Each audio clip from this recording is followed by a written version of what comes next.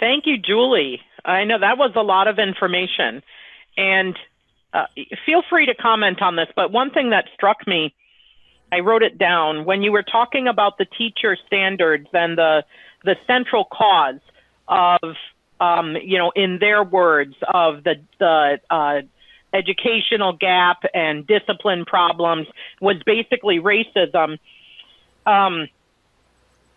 It reminded me of the equity and discipline dear colleague letter that President Obama sent out, and thankfully President Trump has rescinded some of the guidance that Obama had under his Department of Education had issued. But, in essence, you couldn't then discipline an African-American student who was misbehaving because the sheer act of you being white means you're racist, and therefore you can't discipline them. It reminded me that this had come out in the news a little bit regarding the Parkland shooting. Not that I don't want to talk about the Parkland shooting per se, but they had the same equity and discipline policies implemented there, where they could not discipline an African American or a minority student unless they were disciplining the same ratio of white students. And this is the heart of where that comes from, it sounds to me. It is. It's exactly the same thing. It's basically quotas in discipline. It's you can't have outcomes that are different from the population in the school. So if you have 25% of persons of color, then you can't have more than 25% discipline. And if you do, you will be subject to charges of violation of human rights, which is very serious. And it's a whip. And so Barack Obama put out a dictate saying that schools needed to have this kind of quota system for discipline, or they would be subject to court cases by the Department of Justice, the U.S. Department of Justice. And then, well, as you said, President Trump his administration has rescinded that. However, in Minnesota, Governor Dayton put it in effect in his administration here already. So we're under that in a very big way. And that's another topic. I mean, you could go deep into it, but in Minnesota, we are under strict guide that you will have equity, you will have quotas in discipline, or you will be considered in violation of the law, violating human rights. It's just insidious. And here's the other thing about that. It's minority students who are the hardest hit. They are more, by far, the minority students are the victims more than white students. And so, they aren't getting their equity, and they're not getting their education. And the teachers are subjected to incredible violence in the classroom that they can't properly deal with. And that's what happened in Parkland too. And we've had a number of teachers come to us at the Child Protection League and, give their own stories of the things that they have had to endure. And maybe we'll do a show on that down the road, a webinar on some of the examples of what's happening here in Minnesota that we have heard from teachers and what they're having to deal with. I'm struck by the arrogance of these educational elitists.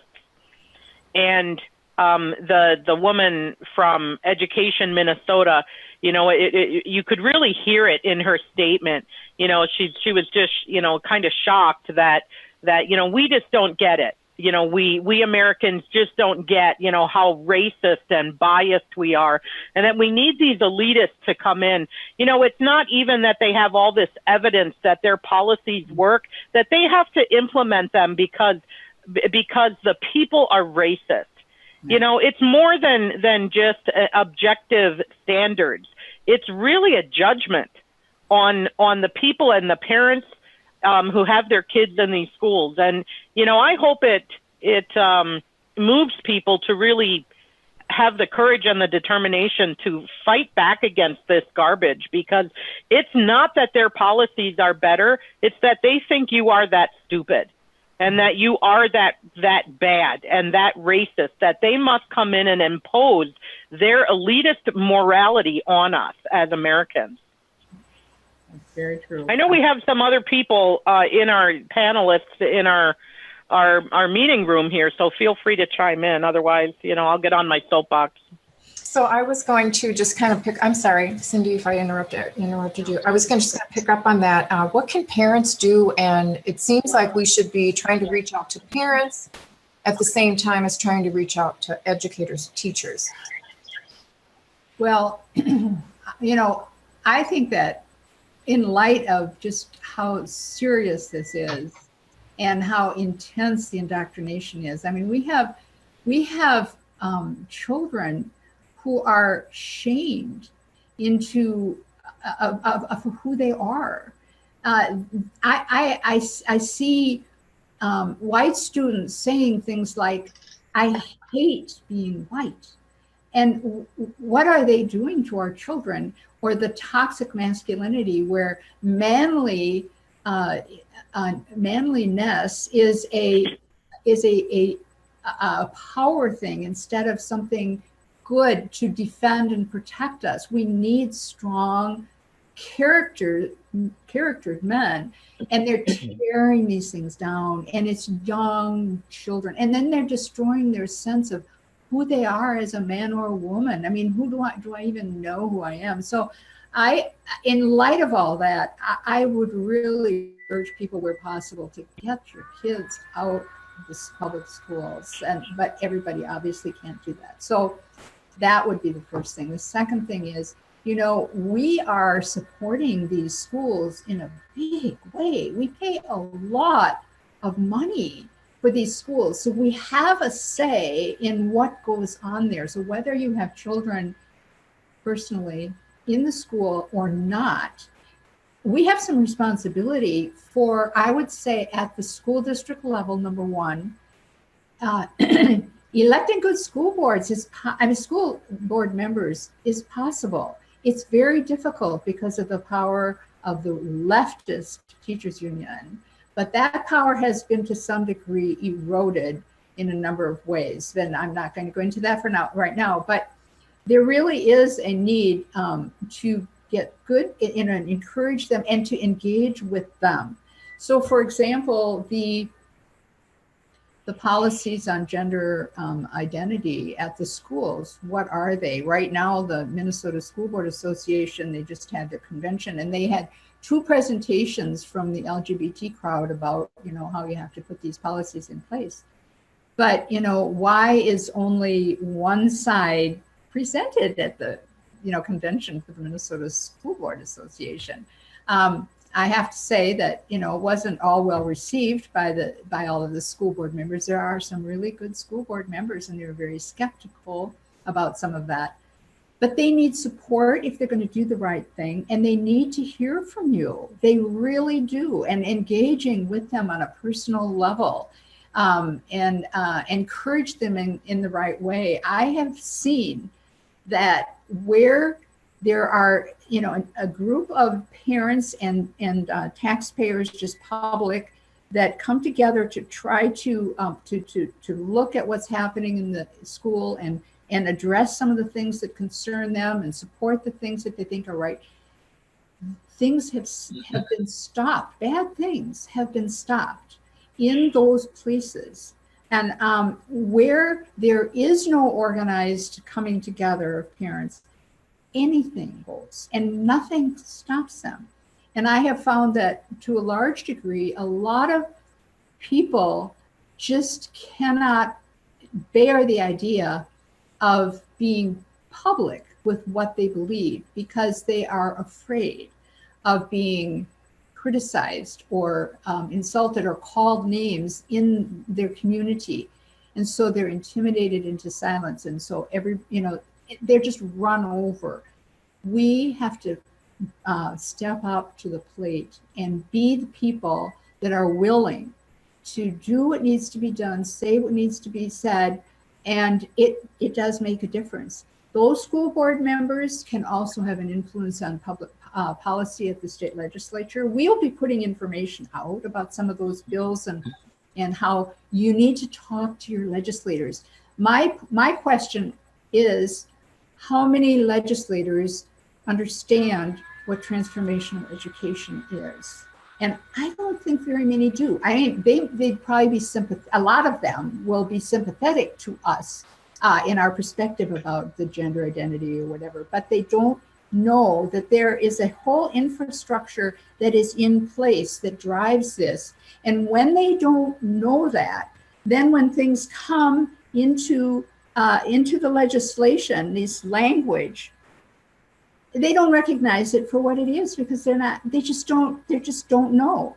We need to be talking to our legislators and really, bringing them along, unless they're just basic antagonists, of course, and then we need to work on getting new people there. So as radical as this legislature is right now in the House and with our governor, I think that it can, that they need to pay a price for what they do. And they won't pay a price in the 2020 election if people don't know what they're doing. And a lot of it just is hidden. So we're trying to bring it out to make it public and that there can be reaction. In 2020, we can elect people based on that. We were hurt real badly in 2018, in the 2018 election, but all those people are vulnerable in 2020. So there's a lot of work. I'd just like to piggyback on that, and then Cindy, go ahead and jump in if you've got something too. On top of what Julie just said about being involved in your school board, and in a lot of instances, the pipeline to the state legislature seems to be, fueled by members who were first school board members. And so we should remember that those are important positions, just at their level, and then also for what can come out of the pool of school board members leading to county commissioners and a state legislature. But if you look back at the ideology of Gramsci and of the Marxists, in order to overthrow a society, they have to break down the basic structures of that society, including the family. And so to get back to your original question, Carol, about what can we do? We can all make sure that our own families are strong units, that as parents and grandparents and cousins, that we have strong relationships with our children, grandchildren, and our relatives, and that we continue to affirm them and to build them up and to give them the information about their heritage, the truth about their American heritage, their whatever their family heritage is. I heard it said one time that for every negative comment that a person receives, they have to receive like 10 affirmations to undo one negative comment. It tells you how much as parents we need to be involved in our children's lives and our grandchildren's lives, and building them up and affirming them in who they truly are. I would like to say, after hearing this presentation by Julie, I realize my children are older, that they have been through this already. So what we're seeing in society now are these young people going into legislature positions and various teachers or whatever, and they've been taught this way. So that was my observation. And I remember when they were younger, everything was a teamwork. It was like group this, group that. That spilled out into the business community, to the government, everything. It was always a team. That what it spoke to me was when you said group think, group doing everything. that just spoke to me right there. Yeah. A lot of the groundwork for this was laid years ago with seed diversity training. And it was in 2003 that I took this training. And Seed Seeking Educational Equity and Diversity was started by Dr. Peggy McIntosh. And she is a cultural Marxist. And she talked about the wheel of oppression and how if we believe that a man and a woman married and having children together, that this is the norm and the right way for society, then we are a heterosexist. And we should not be teaching heterosexism to our children. So everything is about the dividing people up, identity politics, and the oppressors and the oppressed. And so in this diversity training, what we were taught was that the goal was to transform the thinking of the teachers, who would then transform thinking of the children in their classroom, and then we would see the transformation take place in society. So we were seeing the fruit of this terrible diversity training program that has been used nationwide for our teachers. It's also used in the business community, because every time I went to a different job, I had to take their mandatory diversity training, and it's in every business. They have, that's just part of your employment and, you know, the requirements. You know, along those lines, there was just something in the last few days in news about Google, the organization, that the leadership had put out some information to the employees, and they referenced families. And, you know, there was this huge backlash from employees saying, don't use the word family, because that's assuming, you know, the male supremacist, you know, power structure and heteronormative, and it's assuming that people have children, and you can't do that. So there was quite a backlash among the employees that just did not like that they used the word family. So it's indicative of, well, how far have they been successful? They've been very successful. Well, Julie, I think I'll let you have the last word on that as we wrap up this hour. Folks, I know Julie gave us a lot of information, and this video, you know, will be posted on YouTube. We're recording live tonight, but it'll be posted for you to review and to share with your friends. Please give us an email. Send us an email at thechildprotectionleague.com. Use our contact form there and let us know what you thought about this presentation. And sign up for our email updates. We don't send out a ton of emails, but when we do, we let you know what's going on, and we let you know what you can do about it. I hope everybody that watches this video who has children and grandchildren stands up and says, over my dead body, are you going to do this to my kids? And because that's what it's going to take, and that's how we're going to win. They can't destroy the family unit. If we hold together as families and as communities, they are not going to be successful, but they are already well advanced in their fight. And so we've got a lot of work cut out for us. Thanks for joining us tonight, folks. We'll have another webinar probably coming up in February. So follow us on Facebook and sign up for email updates, and we'll let you know the topic and the date as we put that together. Thanks again. Have a great night.